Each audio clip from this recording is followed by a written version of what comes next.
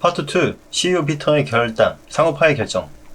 상업화는 두 교수의 퇴사를 잠식시키기 위한 언론 플레이인가? 라는 이런 의혹이 있을 수 있거든요. 그런데 아이온큐가 지금으로부터 2년 전에 임직원 수를 보면 100명 정도였었고, 그 당시에 80% 정도가 하드웨어 소프트웨어 엔지니어로 구성되어 있었어요. 대충 이것만 봐도 기술자, 그러니까 개발자들이 훨씬 더 많았다는 걸 알 수 있었고, 상업화를 크게 염두에 두지 않았다고 볼 수가 있던 거죠. 그리고 상업화로 전환하기 위해서, 그러니까 앞으로죠, 2년 전부터 달성했어야 되는 것들은 무엇이 있었냐면, 첫 번째, 기술적인 성숙도가 있었어야 된다. 그리고 두 번째, 이런 기술을 활용해서 실제로 문제를 해결할 수 있는 애플리케이션이 필요하다. 이 두 가지가 달성이 돼야 상업화를 할 수가 있고, 최근 피터가 이거에 대해서도 다시 한번 언급한 적이 있습니다. 예전 히스토리를 보면 2022년에 대기업들이 아이온큐 양자 컴퓨터를 사용하면서 회사별로 이 양자 컴퓨터를 어떻게 좀 활용하지? 라는 그런 연구들을 각자 했었고요. 아이온큐 측 입장에서는 양자 컴퓨터를 주고 이걸 써보라고 했으니까, 제품을 준 거니까 상업화의 어떤 시작이라고도 얘기할 수도 있었겠지만, 그 규모가 작기 때문에 본격적인 상업화라고 하기에는 좀 무리가 있어 보이고요. 그렇지만 이때부터 계속 연구를 해오다가 최근 24년에 아이온큐가 최적화 문제의 게이트 할당 문제를 해결했다고 발표를 했고, 이거는 아이온큐하고 DSY 연구소하고 협력을 해서 문제를 해결했고요. 최적화 문제를 해결했다고 하는 건 알고리즘을 양자 컴퓨터로 풀었다는 얘기고, 이 얘기는 곧 애플리케이션도 의미 있는 애플리케이션이 나올 수가 있게 됐다라는 것을 뜻해요. 그리고 양자 컴퓨터로 풀었다는 얘기는 고전 컴퓨터로는 성능이 딸렸기 때문에 양자 컴퓨터가 도입이 됐던 거고, 성능이 많이 필요한 문제를 풀었다, 양자 컴퓨터로. 그래서 의미가 있다라고 하는 거고요. 이거는 좀 더 후반에 설명을 드릴게요. 아무튼 의미 있는 그런 결과가 나왔다라는 거고, 그래서 양자 컴퓨터가 실질적으로 컴퓨터로서의 의미를 갖기 시작했다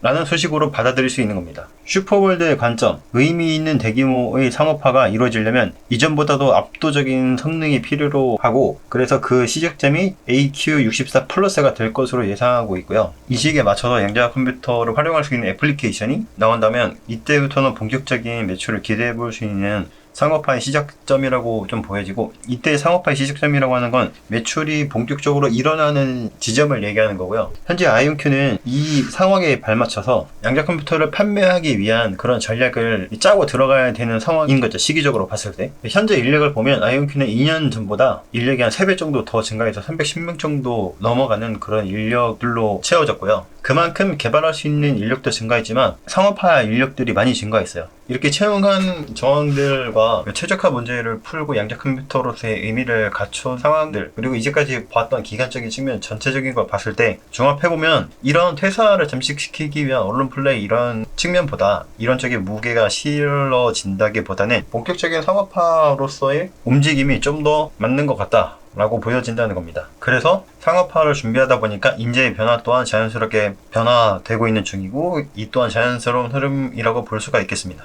그렇다면 인재를 들여왔는데 이런 영입된 인재들이 영업을 진짜 잘 할 수 있는 사람들인가, 매출을 일으킬 수 있는 사람들인가, 그 사람들이 어떤 사람인지 알아볼 필요가 있겠죠. 아이온큐 팀, 크리스하고 김정상 교수 대신에 이사회에 영입된 2명이 있는데, 그들이 누구인지, 그리고 과연 상업화 체제로 변화에 의미를 줄 수 있을지에 대해서 한번 알아보겠습니다. 로버트 카딜로라는 사람하고 비엘 스캐너라는 사람이 영입이 됐습니다. 로버트 카딜로가 이사회에 임명이 됐고, 그는 어떤 사람이냐면 전 미국 지리공간정보국 국장이었어요. 그리고 2014년부터 2019년까지 미국 지리공간정보국이죠, NGA의 전 국장으로 재직을 했고요. 로버트 카딜로 이사회 임명, 이분 같은 경우에는 전 미국 지리공간정보국 국장이었고요. 주로 역임했던 것들을 보면 함창의장, 국방정보국, 국가정보국장실 에서 리더십을 맡았고, 이 부분이 중요한데 2010년부터 2014년까지 오바마 대통령하고 바이든 부통령에게 1,400여 회에 걸쳐서 대통령 데일리 브리프 그리고 관리 편집을 전달했다 그래요. 국가안보위원회 부위원장으로도 활동했고요. 쉽게 얘기해서 미국 국가의 정보 통일이라는 얘기죠.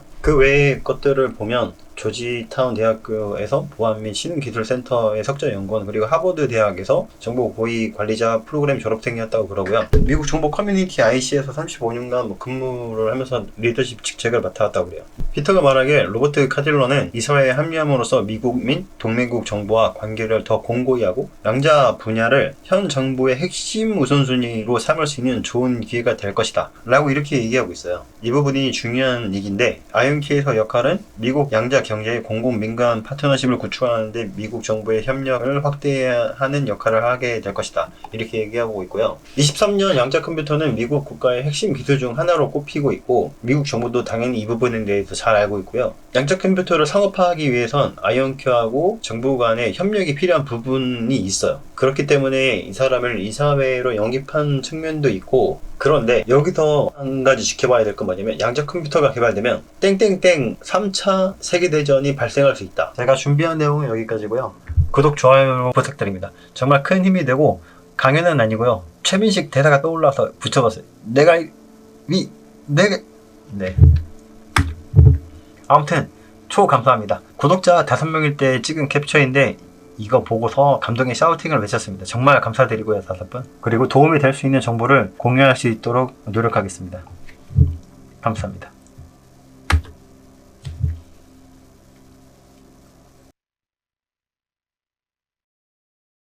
투자를 한다는 것. 투자는 본질적으로 그 회사를 알아가고 그들의 가치가 크게 훼손되지 않았다면 그들의 끊임없는 노력에 응원하고 지원을 해주는 것이며 그들과 함께 동행하는 것이다. 투자는 주가나 타이밍이 아닌 회사에 투자를 하는 것을 말합니다.